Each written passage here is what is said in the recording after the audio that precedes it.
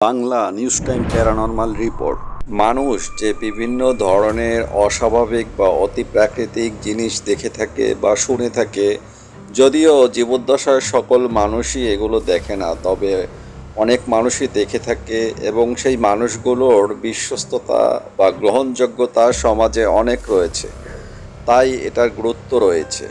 বিভিন্ন ধরনের বিজ্ঞানী, পদার্থবিজ্ঞানী হোক, মনোবিজ্ঞানী এবং বর্তমানে প্রযুক্তিবিদ এবং গবেষকদের সমন্বয়ে এ নিয়ে বিস্তর গবেষণা চলছে। সম্প্রতি এক গবেষণায় উঠে এসেছে যে মানুষ যা দেখে তার অবশ্যই কিছু ভিত রয়েছে। যেমন মানুষ স্বপ্নে যে অস্বাভাবিক বিষয়গুলো দেখে, সেগুলো অবশ্যই তার মনস্তাত্ত্বিক বা ব্রেনের নিউরনে কিছু খেলা খেলে যায়, যা সে আগাম সংকেত পায় বা অতীত জীবনের সেটা হতে পারে অনেক পিছনের অতীতের অনেক কিছু সে অবগত হতে পারে। এটা হতে পারে সৃষ্টিকর্তা প্রদত্ত, আল্লাহ প্রদত্ত অবশ্যই। এবং এটা নিয়েই আমরা আজকে বিভিন্ন বিষয় তুলে ধরব।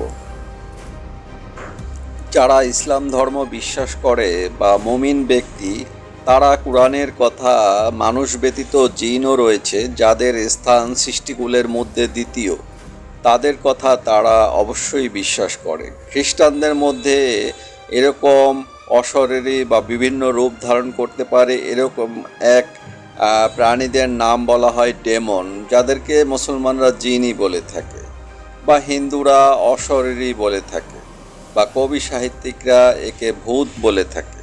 ভূত মানে কি বিগত, যে ছিল এখন সে অন্য একটা ফর্মে আছে বা আত্মার ফর্মে আছে। বিজ্ঞানীরা অহরহ এই গবেষণা করে যাচ্ছে আত্মার উপরে, এবং যাদের দেখা যায় না বা কিছু অদ্ভুত শব্দ শোনা যায়, এরকম অনেক কিছুই শোনা যাচ্ছে। আমাদের দেশে চলন বিলে এরকম কিন্তু অহরহ ঘটনা হচ্ছে। প্রচলিত কথা আছে এখানে জিনে মানুষদের বিভিন্ন ভয় দেখায় চলন বিলের মাঝপথে, এবং এখানে অনেক অপঘাতে মৃত্যু, অনেক হত্যা। বিশেষ করে বিগত সময়ে 15-16 বছর আগে এখানে মানুষ মেরে ফেলে রাখার একটি ভাগাড়ি হিসাবে ব্যবহার করা হতো। তো একটা বিজ্ঞানীরা যে জিনিসটা জানতে পেরেছে সারা ওয়ার্ল্ড ওয়াইড, যেখানে অপঘাতের মৃত্যু হয়েছে, সুইসাইড হয়েছে, এই ধরনের হিস্ট্রি যেখানে আছে, এই হিস্ট্রি গুলোতে বা এই ধরনের প্লেসগুলোতে সাধারণত প্যারানরমাল মানুষ কিছু দেখে থাকে বা শুনে থাকে। যদিও ওই মানুষগুলো কিন্তু জানতো না যে এখানে খারাপ অতীত আছে, তাহলে বোঝা যেত যে সেগুলো তাদের মাথার মধ্যে কাজ করেছিল এবং সেই কারণে তারা ভয় পেয়েছিল। বিজ্ঞানীরা বলে থাকেন যখন মানুষ ঘুমিয়ে পড়ে তখন তার আত্মা তার দেহ থেকে অনেকটা আলাদা হয়ে যায় এবং সে স্বাধীনভাবে বিচরণ করতে সক্ষম হয়। মুসলিম ধর্মেও আপনারা শুনে থাকবেন যখন ঘুম থেকে উঠতে হবে তখন আলহামদুলিল্লাহ বলতে হবে, কেননা সে এক ধরনের মৃত্যু থেকে আবার ফিরে এসেছে। তার মানে আত্মা দেহ থেকে অনেকটা আলাদা হয়ে যায় এবং স্বাধীনক্ষম হয়ে যায়। সে কিছু তার বা নিজে নিজে আত্মা কিছু চিন্তা করার তার একটা ক্ষমতা সে তখন লাভ করে। তাহলে আমরা এখানে একটা যোগসূত্র পাচ্ছি, যেখানে তারা মানুষের স্বাভাবিক জীবনের বাইরেই অনেক কিছু চিন্তা করার বা হিসেব নিকেশ করার তার প্রক্রিয়া সেই সময় সেই স্পিরিটের মধ্যে বা আত্মার মধ্যে থাকে।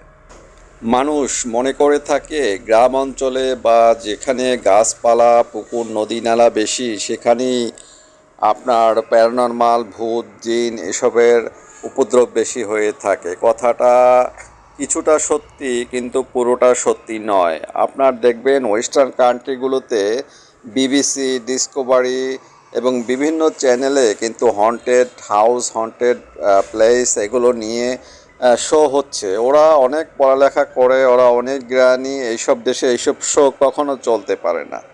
আমাদের যারা পরিচিত বন্ধুবান্ধব যারা বিভিন্ন ইউরোপিয়ান কান্ট্রি, ইউএসএতে থাকে, তারা এগুলোর সত্যতা স্বীকার করেছে। তারা বলেছে 2 মাইলের মধ্যে হয়তো একটা বাড়ি আছে, সেখানে যে বুড়ো থাকে, একা থাকে, তার বয়সী 90-100 বছর বয়স।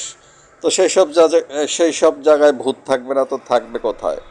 সেখানে আসলে যে ধর্মেরই হোক, সেখানে ধর্মীয় কোনো অনেকেই রীতিনীতি পালন করে না এবং সেখানে মানুষকে আছাড় পর্যন্ত দেয়। অনেক জায়গায় দেখা যায়, আপনারা জানেন যে বাসা একদম কম ভাড়ায় পাওয়া যায়, তারপর দেখা যায় তারা সেখানে 2 মাসও থাকতে পারে না। ওয়েস্টার্ন কান্ট্রিতে এরকম অ্যাভেলেবেল হাউস আছে হন্টেড, যারা এজেন্সির মাধ্যমে বারবার ভাড়া দিয়ে যাচ্ছে এবং অনেক সময় একদম তালাবদ্ধ থাকছে, সেই বাড়ি আর বিক্রিও করতে পারছে না।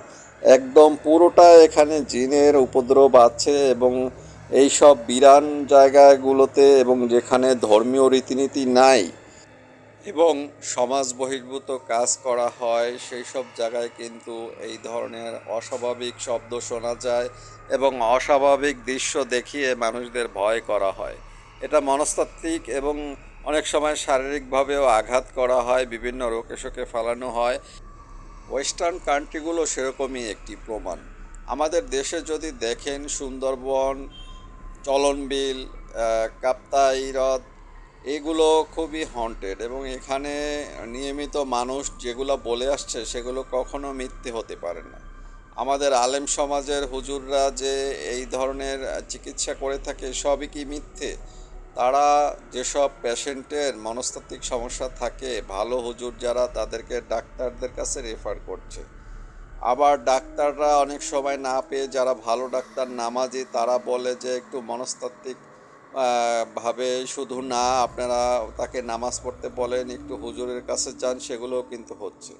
তাহলে দুই ধরনের বিষয়গুলো, সায়েন্সেরও দরকার আছে এবং মনস্তাত্ত্বিক বা যেগুলো মানুষের চিন্তাভাবনার বাইরে, সেগুলোও কিন্তু এখন বিজ্ঞান বিশ্বাস করতে শুরু করছে। প্রকাশ্যে বলছে না, কিন্তু সেই ধরনের চিকিৎসার পক্ষে তারা নিজেরাও যায়। একজন ডাক্তার, সে যখন চিকিৎসার মাধ্যমে হচ্ছে না, সে একজন হুজুরের কাছে কিন্তু দোয়া চায় এবং হুজুরের কিছু প্রেসক্রিপশনও সে গ্রহণ করছে। সেটা হয়তো প্রকাশ্যে নিউজে আসছে না, কিন্তু সেগুলো কিন্তু হচ্ছে। তাই অনেক সময় বৈজ্ঞানিক কিছু কিছু অপ্রাকৃতিক ঘটনার ব্যাখ্যা পাওয়া যায় এবং যেগুলো বিজ্ঞানের মাধ্যমে সরাসরি ব্যাখ্যা পাওয়া যায় না, সেগুলো ধর্মীয় চিন্তাভাবনার মধ্যে অবশ্যই ব্যাখ্যা পাওয়া যায়। বিজ্ঞান যদি অতি প্রাকৃতিক ঘটনা, অতি প্রাকৃতিক দৃশ্য মানুষ যে দেখে বা শব্দ শোনে, এগুলো বিশ্বাসই না করত, তাহলে তারা এলিয়েন নিয়ে গবেষণা করতো না, বা অন্য মানুষ ব্যতীত অন্য প্রাণী রয়েছে বা অন্য গ্রহ থেকে আসে, সেগুলো নিয়ে কেন গবেষণা করবে? মুসলিমরা, খ্রিস্টানরা, অন্য ধর্মেরা, তারা জিন ডেমন যেরকম বিশ্বাস করে, বিজ্ঞান সেভাবে না করেও তাদেরকে একটা এলিয়েন নাম দিয়েছে। তার মানে তারা আন্তরিকভাবে বিশ্বাস করে যে অবশ্যই মানুষ ব্যতীত কিছু প্যারানরমাল জিনিস রয়েছে এবং এটা সত্য হিসাবে প্রমাণিত।